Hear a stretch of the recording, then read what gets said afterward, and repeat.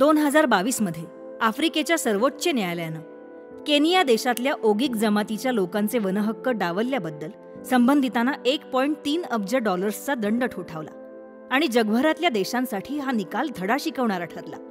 भारतातही ब्रिटिश काळापासून जंगलं ही आदिवासींच्या गुजराणीची प्रमुख संसाधनं या दृष्टिकोनापेक्षा कमर्शियल हेतू भागवण्याकरता राज्याची मालमत्ता या नजरेतून पाहिली गेली. म्हणूनच पिढ्यानुपिढ्या ब्रिटिशकालीन वसाहतवादी वनकायदे वापरून झालेलं आदिवासी शोषण, विस्थापन भरून काढण्यासाठी आणि शाश्वत वनविकास साधण्यासाठी अनुसूचित जमाती व इतर पारंपरिक वनधारक वनहक्क मान्यता अधिनियम 2006 म्हणजेच वनहक्क अधिनियम हा कायदा लागू झाला 2008ला. 2012ला त्यात सुधारणा पण झाली. वनात राहणाऱ्या अनुसूचित जनजाती म्हणजेच उपजीविकेसाठी वनांवर आणि वनजमिनींवर अवलंबून असणाऱ्या अनुसूचित जमाती. वनजमीन म्हणजे कोणती जमीन?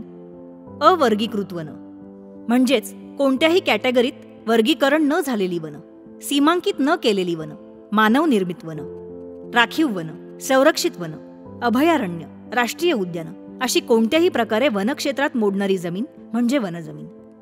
सामूहिक वनसंपत्ती म्हणजे काय? वनहक्क अधिनियम 2006 नुसार अनुसूचित जमाती आणि इतर परंपरागत वनधारक यांना राखीव वन, संरक्षित वन, अभयारण्य, राष्ट्रीय उद्यानं यांच्याबरोबरच गावाच्या रूढिगत सीमांमधल्या जमिनीतही प्रवेश आणि वनहक्कांची मान्यता. इतर पारंपरिक वनधारक म्हणजे कोणते धारक? मित्रांनो, या कायद्यानुसार एक पिढी म्हणजे 25 वर्षांचा कालावधी 13 डिसेंबर 2005 पूर्वीपासून किमान 3 पिढ्यांपासून वनांमध्ये राहत आलेल्या किंवा उपजीविकेच्या वास्तव गरजा भागवण्यासाठी वनजमिनींवर अवलंबून असणाऱ्या कोणत्याही व्यक्ती किंवा समुदाय म्हणजे इतर पारंपरिक वनधारक. वनहक्क म्हणजे काय? वनांची मालकी, वापर, विकास आणि वनव्यवस्थापन. वनवासी जमातींना ते परंपरागतरित्या कसत असलेल्या जास्तीत जास्त 4 हेक्टर्सपर्यंत जमिनीचा मालकी हक्क. लाख, तेंदूपत्ते, मध, मोहफुलं अशी गौण वनोत्पादनं गोळा करण्यासाठी स्वामित्व हक्क. पाण्यातले मासे आणि इतर उत्पादनं, गुराढोरांची चराई आणि भटक्या जमातींचा हंगामी जंगल वापराचा हक्क.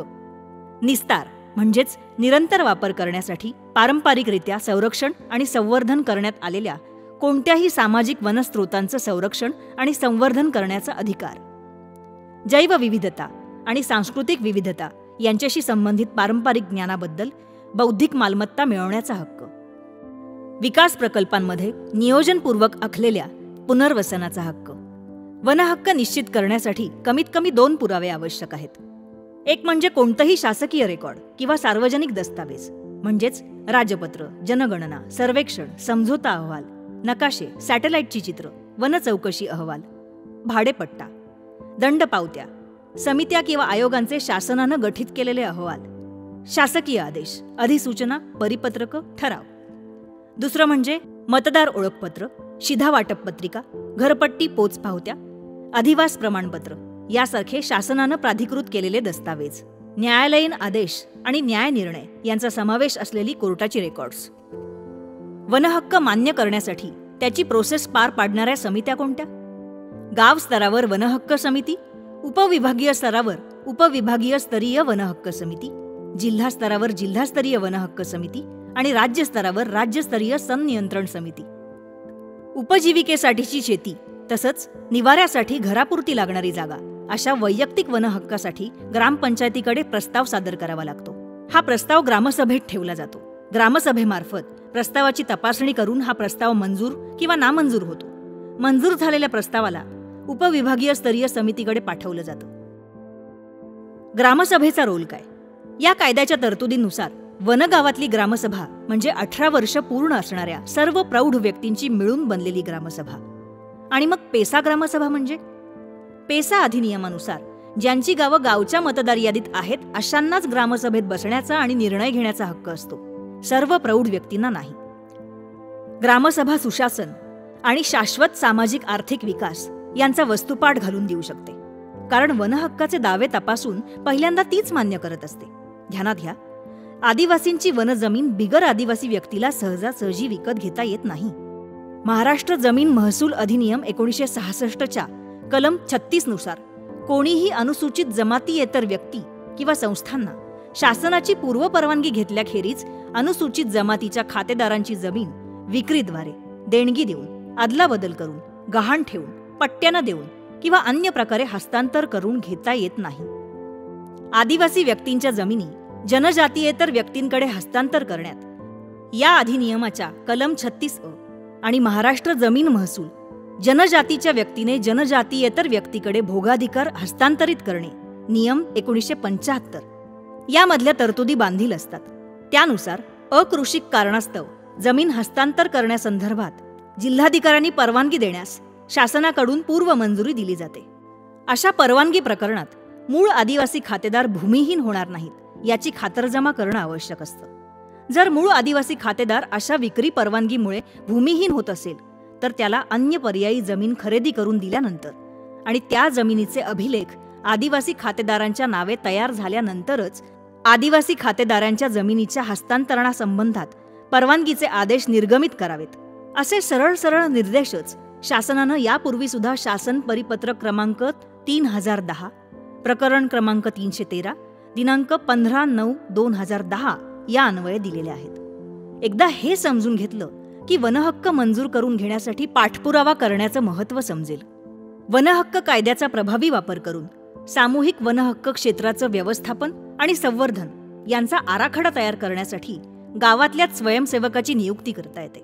लाभार्थ्यांसाठी टायटल वाटप, भूमी अभिलेखाकडून मोजणी आणि सातबारा वाटप सुद्धा केलं जाऊ शकतं. अनेक वर्षांपासून प्रलंबित सामूहिक वनहक्काचे दावे निकाली लागतात. इतकंच नाही तर बंदी भागातले दावे सुद्धा मंजूर होतात. यामुळे आदिवासी समाजात नाकारलेपणाची भावना नष्ट होते, डाव्या विचारसरणीचा उग्रवाद ओसरू लागतो आणि नेतृत्व गुणांना वाव मिळून ते उत्तमरित्या डेव्हलप होतात. दुर्मिळ प्राणी वनस्पतींचं जतन, गाव पातळीवर जैवविविधता रजिस्टर तयार करणं, स्थानिक प्रजातींच्या नोंदी ठेवणं, शास्त्रीय बागांची निर्मिती, पारंपरिक ज्ञानाची नोंद, बियाणांच्या पेढ्या तयार करणं, बेकायदेशीर जंगलतोड रोखणं, ग्रामस्थांना ग्रामसभेमध्ये हवा, पाणी आणि माती यांचं महत्त्व पटवून देणं, डोंगर माथ्यावर मोकळ्या जागेवर झाडं लावणं, जलसंवर्धनासाठी पावसाचं पाणी अडवून जमिनीत जिरवणं, त्यासाठी चर खोदणं, बांध बंधारे घालणं ही कर्तव्यही वनहक्कांचीच दुसरी बाजू आहेत. मग 17 वर्षांनंतरही हा उत्कृष्ट कायदा मागं का पडतो? केंद्रीय आदिवासी विकास मंत्रालयाच्या अभ्यासानुसार प्रोसिजर्स पाळण्यात चुका, पारदर्शकतेचा अभाव, डॉक्युमेंट्स जुळवण्यात घाईगडबड झाल्यानं अपुरे पडणारे पुरावे, ढिसाळ रेकॉर्ड किपिंग, अपील करण्याच्या हक्काबद्दल अपुरी माहिती, स्त्रियांच्या वनहक्कांबद्दल जनजागृतीचा अभाव, भरमसाठ कायदेशीर तरतुदींचा गोंधळ, वनहक्कांच्या पुराव्यांचा इतर स्कीम्ससाठी वापर करण्याबद्दलचं अज्ञान आणि मुळातच यंत्रणांमधल्या समन्वयाचा अभाव यामुळे 7 राज्यात हा कायदा धड राबवला गेलेलाच नाही. नाशिक जिल्ह्यात एकूण 1001 सामुदायिक वनहक्क दाव्यांपैकी 820 मंजूर होऊन 59,573 हेक्टर जमिनीचे वनपट्टे लाभार्थ्यांना वाटले गेलेत. सिन्नर, कळवण, सुरगाणा, मालेगाव इथल्या अपात्र दावेदारांमध्ये मात्र कायद्याबद्दल जनजागृती वाढवली पाहिजे. कायद्याचं अज्ञान आता पुसून काढूया, खोट्या आदिवासींचं अतिक्रमण रोखूया, खऱ्या आदिवासींना न्याय मिळवून देऊया, त्यांच्या येत्या पिढ्यांचं भलं करत नाशिक जिल्ह्यात वनहक्क कायद्याचा हा 82% सक्सेस रेट अजून वाढवूया. जंगल आपलं आहे, ते आपल्या येणाऱ्या पिढ्यांसाठी सुद्धा कायम राहिलं पाहिजे ही भावना जिवंत ठेवूया.